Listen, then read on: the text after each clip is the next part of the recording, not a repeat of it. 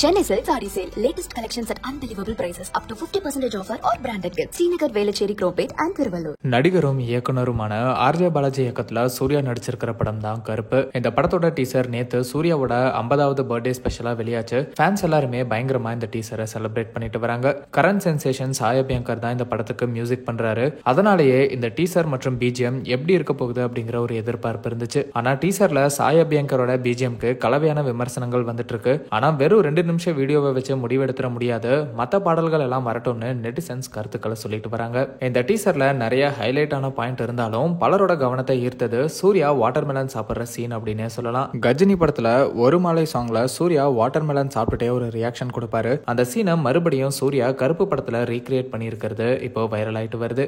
இந்த கஜினி படத்தோட சீனை ரீல்ஸ் பண்ணி தான் பிசியோதெரபி டாக்டர் திவாகர் ஃபேமஸ் ஆனார்னு நம்ம பலருக்குமே தெரியும். அவராலேயே இந்த சீன் இன்னுமே பலரால மறுபடியும் பார்க்கப்பட்டுச்சு. அதை தொடர்ந்து அவருக்கு வாட்டர்மெலன் ஸ்டார்னே பேரும் வச்சுட்டாங்க. இது மூலமா திவாகரும் ரொம்பவே பிரபலமாகி இப்ப படங்கள்லயும் நடிச்சிட்டு வராரு. பிரபலமானாலுமே அதே சமயம் இவர் சில சர்ச்சைகளையும் சமீபத்தில் சந்திச்சுட்டு வராரு அப்படிங்கிறதும் குறிப்பிடத்தக்கது.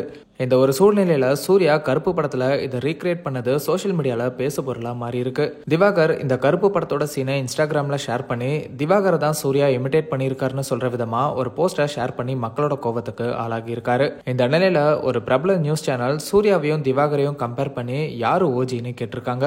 அதாவது யாரு ஒரிஜினல் கேங்ஸ்டர்னு கேள்வி கேட்கிற விதமா அந்த போஸ்டர் ஷேர் பண்ணிருக்காங்க. பலருமே இந்த போஸ்டுக்கு எதிர்ப்புகளை தெரிவிக்க நடிகர் சாந்தனும் இந்த போஸ்டர் ஷேர் பண்ணி இது ரொம்ப தப்பு, தயவு செஞ்சு இந்த போஸ்டர் டெலிட் பண்ணுங்கன்னு சொல்லியிருக்காரு. இவரோட இந்த கருத்தை ஆதரிக்கிற விதமா டைரக்டர் வெங்கட் பிரபுவும் சாந்தனுவோட ரிப்ளையை ரீபோஸ்ட் பண்ணியிருக்காரு.